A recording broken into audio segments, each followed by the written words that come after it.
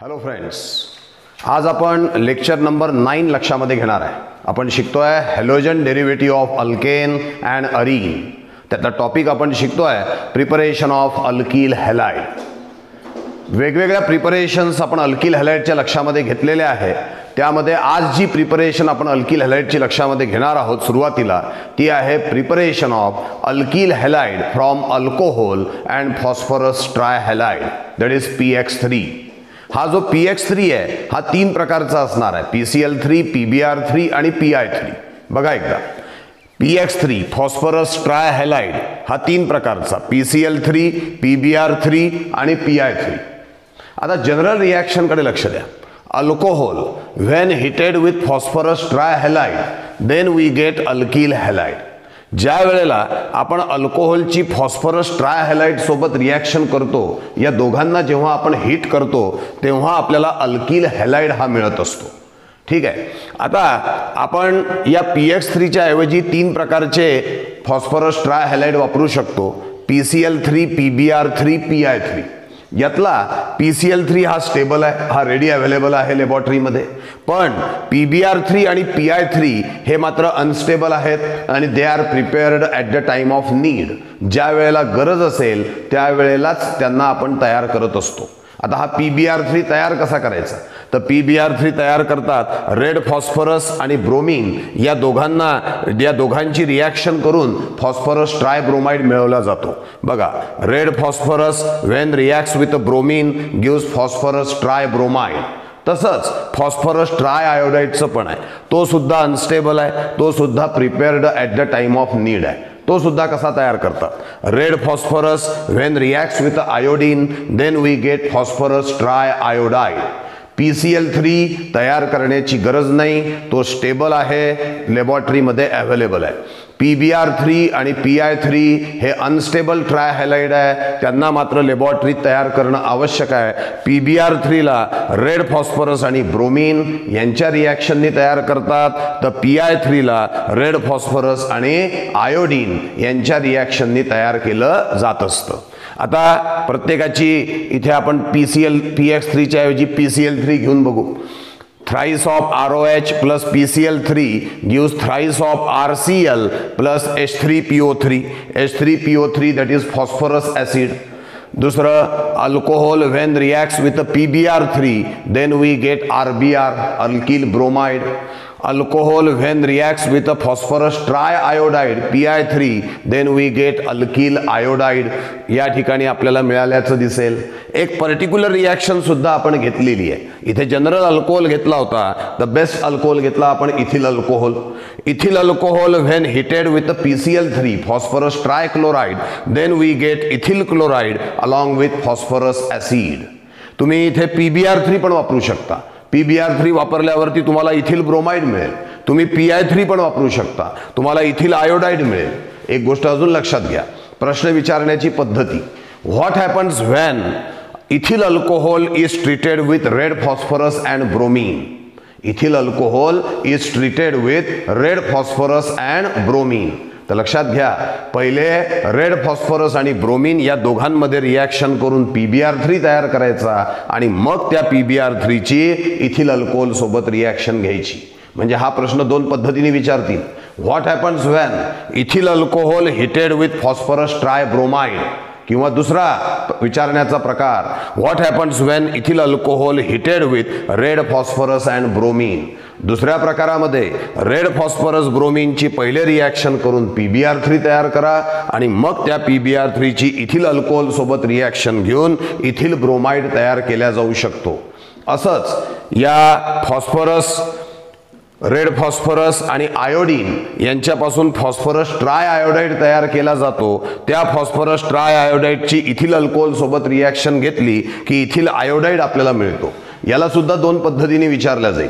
What happens when ethyl alcohol heated with phosphorus triiodide, किंवा विचारण्याचा दुसरा मार्ग, what happens when ethyl alcohol is heated with red phosphorus and iodine.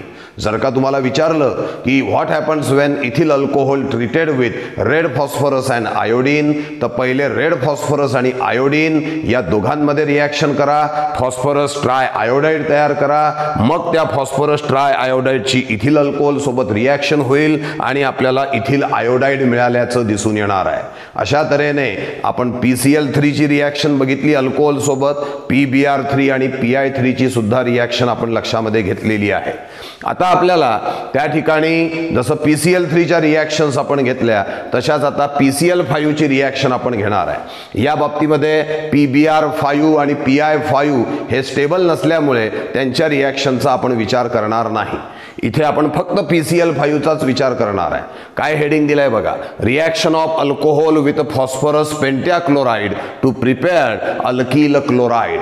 Phosphorus pentachloride that is PCl5, तो PCl5 आहे. General reaction बघा, आपण alcohol घेतला, या अल्कोहोलला हीट केला आपण फॉस्फरस पेंटॅक्लोराइड सोबत. Alcohol when heated with phosphorus pentachloride then we get alkyl chloride along with phosphoryl chloride and HCl. जेव्हा अल्कोहोल हा फॉस्फरस पेंटॅक्लोराइड सोबत हीट केला जातो तेव्हा आपल्याला अल्किल क्लोराइड, फॉस्फोरिल क्लोराइड आणि HCl मिळाल्याचं दिसून येतं. एक पर्टिक्युलर रिॲक्शन आपण लक्षात घेऊ. इथिल अल्कोहोल मी घेतोय, जरुरी नाही इथिल अल्कोहोलच घेतला पाहिजे. R म्हणजे अल्किल ग्रुप आहे, तुम्ही CH3, C2H5, C3H7 असे वेगवेगळे अल्किल ग्रुप या ठिकाणी घेऊ शकता. इथे R च्या ठिकाणी C2H5 ठेवलं की इथिल अल्कोहोल तयार झाला. R च्या ठिकाणी CH3 ठेवलं असतं तर CH3OH म्हणजे मिथिल अल्कोहोल झाला असता. त्याची रिॲक्शन तुम्ही लिहून बघायला हरकत नाही. तर सध्याला आपण इथिल अल्कोहोलची रिॲक्शन घेतोय. Ethyl alcohol when heated with phosphorus pentachloride then OH is replaced by Cl. OH is replaced by Cl. This is nucleophilic substitution reaction. या सगळ्या nucleophilic substitution reaction आहे because one nucleophile is replaced by another nucleophile. मग ethyl alcohol when heated with phosphorus pentachloride then we get ethyl chloride along with phosphoryl chloride and HCl. मग हा ethyl alcohol या PCl5 सोबत heat केला, मग आपल्याला ethyl chloride मिळाला, POCl3 आणि HCl मिळाला. समजा मिथिल अल्कोहोल घेतला असता CH3OH तर तुम्हाला मिळाला असता CH3Cl. This is about the reaction of alcohol with PCl5 to prepare alkyl chloride. आता आपण PCl3, PbR3, PI3 आणि PCl5 यांच्या रिॲक्शन्स आपण लक्षात घेतल्या आणि अल्कोहोल पासून अल्किल क्लोराइडला आपण तयार केलेला आहे. पण अल्कोहोल पासून अल्किल क्लोराइडला तयार करण्याची अजून एक पद्धती आपल्याकडे आहे आणि ती बेस्ट मेथड म्हणून ओळखली जाते. या मेथडला डार्झन्स मेथड हे देखील नाव दिलं जातं. आता कोणती पद्धती आहे ही ते आपल्याला आता लक्षामध्ये घ्यायचं आहे. Reaction of alcohol with thionyl chloride Cl2 to prepare alkyl chloride. आता अल्कोहोलची थायोनिल क्लोराइड सोबत आपल्याला रिॲक्शन घ्यायची आहे. Alcohol when reflux that is strongly heated with a thionyl chloride in presence of pyridine then we get alkyl chloride जो आपल्याला pure state मध्ये इथे मिळत असतो. आता प्युअर स्टेट मध्ये हा आपल्याला अल्किल क्लोराइड मिळतो असं का म्हटलं आपण? याचं कारण आहे जे बाय प्रोडक्ट आहे SO2 आणि HCl हे दोघेही गॅसियस स्टेट मध्ये असतात आणि त्यामुळे दोन्हीही बाय प्रॉडक्ट हे इमिजिएट आपल्याला त्या ठिकाणी बाजूला झाल्याचं दिसून येईल. त्यांना सहजपणे सेपरेट करता येईल कारण ते लाइटर असल्यामुळे, हलके असल्यामुळे ते लगेच निघून जातील आणि आपल्याला एकमेव अल्किल क्लोराइड मिळेल जो प्युअर स्टेट मध्ये मिळाल्याचं दिसून येतं. पुन्हा एकदा लक्षात घ्या, alcohol ROH when reflux with a thionyl chloride in presence of pyridine then we get alkyl chloride along with byproduct as SO2 and HCl. As byproduct SO2 and HCl both are in gaseous state, that's why they get easily removed and we get pure alkyl chloride. आपल्याला pure alkyl chloride मिळाल्याचं दिसून येतं. This method is called as Darzan's method and it is considered as a best method for the conversion of alcohol into alkyl chloride. का बरं best method म्हटलं? याचं कारण आहे इथे बाय प्रॉडक्ट गॅसियस असल्यामुळे ते स्वतःहून सेपरेट होतात आणि त्यामुळे मेन प्रॉडक्ट बाजूला झाल्याचं आपल्याला दिसतं. दिसतं आणि त्यामुळे अल्कोहोलपासून अल्किल क्लोराईड तयार करत असताना PCl3, PBr3, PI3, PCl5 या सर्वांपेक्षा बेस्ट वन, बेटर वन कोणता असणार आहे तर थायोनिल क्लोराईड म्हणजे SOCl2 असल्याचं तुम्हाला लक्षामध्ये येईल. कारण की जो प्रॉडक्ट आपल्याला मिळतो अल्किल क्लोराईड तो प्युअर स्टेटमध्ये मिळाल्याचं दिसतं, म्हणून याला बेस्ट मेथड असं आपण म्हटलेलं आहे. एक पर्टिक्युलर एक्झाम्पल आपण या ठिकाणी लक्षात घेऊ. आपण घेतला ethyl alcohol. Ethyl alcohol when reflux with thionyl chloride that is SOCl2 in presence of pyridine, then ethyl alcohol get converted into ethyl chloride along with the byproduct SO2 and HCl which are in gaseous state. They are lighter, they easily get separated themselves, and that's why we get pure ethyl chloride.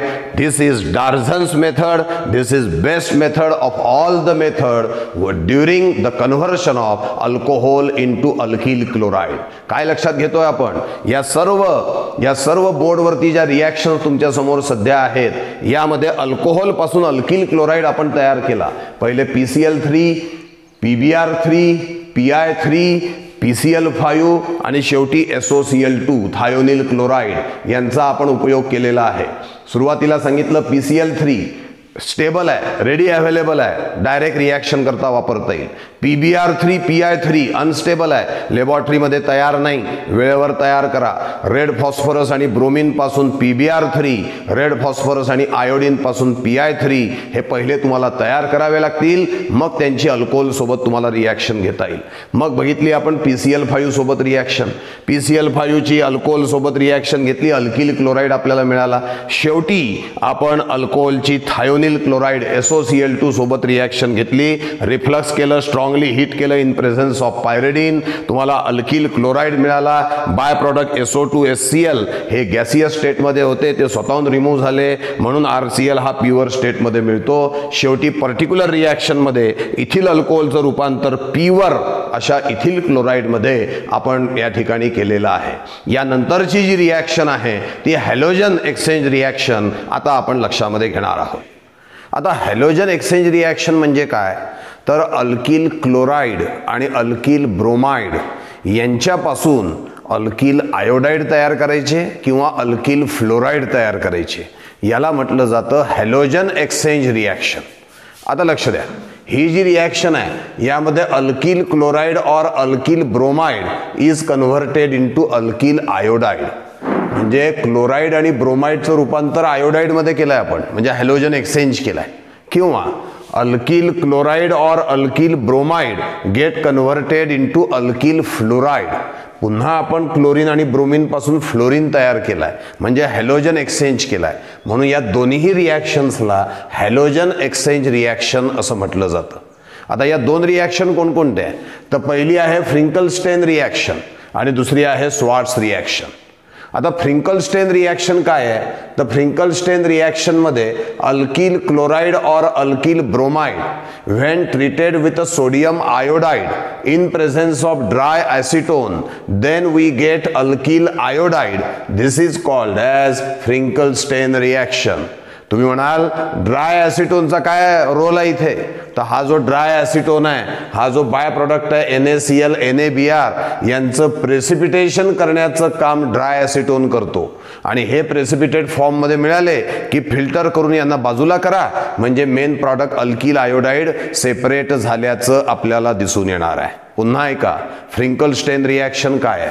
Alkyl chloride और alkyl bromide when reacts with sodium iodide कोणाच्या presence मध्ये in presence of dry acetone, then chlorine or bromine get converted into iodine so that we get alkyl iodide along with NaCl or NaBr. They are obtained in the form of precipitate. Why they are precipitated or who is responsible for their precipitation? The dry acetone is responsible for their precipitation, and that's why the reaction is carried out in presence of dry acetone. Finkelstein reaction ची particular reaction बघा. Ethyl chloride when reacts with a sodium iodide in presence of dry acetone, then we get ethyl iodide. म्हणजे chloride is converted into iodide halogen exchange reaction by using sodium iodide in presence of dry acetone. It is Finkelstein reaction. अजून एक example दिलाय. Ethyl bromide CH3CH2Br when reacts with a sodium iodide in presence of dry acetone then we get ethyl iodide. आपल्याला ethyl iodide मिळाल्याचं दिसेल. इथे Br is replaced by I because of NaI and dry acetone Finkelstein reaction. म्हणजे Finkelstein reaction काय करतं? Alkyl chloride alkyl ब्रोमाइडचं रूपांतर alkyl iodide मध्ये करतं. अल्किल आयोडाइड मध्ये ते कन्व्हर्शन करत आहे, ती आहे फ्रिंकलस्टेन रिएक्शन. अजून एक हॅलोजन एक्सचेंज रिएक्शन आपल्याला लक्षामध्ये घ्यायची आहे. जशी फ्रिंकलस्टेन रिएक्शन आहे तशी अजून एक रिएक्शन आहे, ती आहे स्वार्ट्स रिएक्शन. आता काय आहे स्वार्ट्स रिएक्शन बघा. alkyl chloride or alkyl bromide when heated with metallic fluoride like AgF, COF2, SbF3, Hg2F2 then we get alkyl fluoride. आपल्याला अल्किल फ्लोराइड मिळाल्याचं दिसेल. The conversion of alkyl chloride और alkyl bromide into alkyl fluoride by using metallic fluoride they are called as Swarts reaction. या रिएक्शन्सला Swarts reaction असं आपण म्हणत असतो. एक पर्टिक्युलर एक्झाम्पल बघा. मी इथे मिथिल क्लोराइड घेतलाय, मिथिल ब्रोमाइड घेतला असता तरी चाललं असतं. Methyl chloride when heated with a silver fluoride that is AgF, या मेटॅलिक फ्लोराइड पैकी आपण AgF घेऊन रिएक्शन लिहितोय. Then Cl is replaced by F आणि प्रॉडक्ट मिळतो आपल्याला CH3F आणि बाय प्रॉडक्ट आहे AgCl. पुन्हा एका अल्किल क्लोराइड और alkyl bromide when heated with a metallic fluoride like AgF then we get alkyl fluoride. This is called as Swarts reaction. Particular example, methyl chloride when heated with a silver fluoride then we get methyl fluoride. This is Schwartz reaction. तर अशा दोन halogen exchange reaction आपण इथे लक्षामध्ये घेतलेले आहे. एक फ्रिंकलस्टेन reaction लक्षात घेतली आहे आणि दुसरी स्वार्ट्स रिएक्शन आपण लक्षात घेतली आहे. या ठिकाणी आपण methods of preparation of alkyl halide हा टॉपिक इथे आपण संपवतो आहोत. आता अल्किल हॅलाइडच्या फिजिकल प्रॉपर्टीज काही आपल्याला इथे आता लक्षामध्ये घ्यायच्या आहे. कोणकोणत्या फिजिकल प्रॉपर्टीज आहे अल्किल हॅलाइडच्या? तर पहिली प्रॉपर्टी आहे ते जे व्होलाटाईल असणारे जे अल्किल फ्लोराइड्स आहे किंवा अल्किल हॅलाइड्स आहे, व्होलाटाईल असणारे जे अल्किल हॅलाइड्स आहे ते स्वीट इन स्मेल असतात. The volatile alkyl halides are sweet in smell. हा पहिला पॉइंट. दुसरा जो पॉइंट आपण दिलेला आहे, lower member of alkyl halide they are gases. Lower member जे आहे ते गॅसेस आहे आणि हायर मेंबर जे आहे ते लिक्विड किंवा सॉलिड असणार आहे. Lower alkyl halides are gases while higher alkyl halides are liquid or solid. नंतर पुढे पहिले सोल्युबिलिटी बघून घेऊ आपण वाटलं असतं. सोल्युबिलिटी काय आहे? Alkyl halide they are slightly soluble in water but readily soluble in organic solvent. तीन फिजिकल प्रॉपर्टी सध्या बघितल्या. Volatile alkyl halide sweet smell आहे. Lower member of alkyl halide gas आहेत. तर higher member of alkyl halide liquid or solid आहे.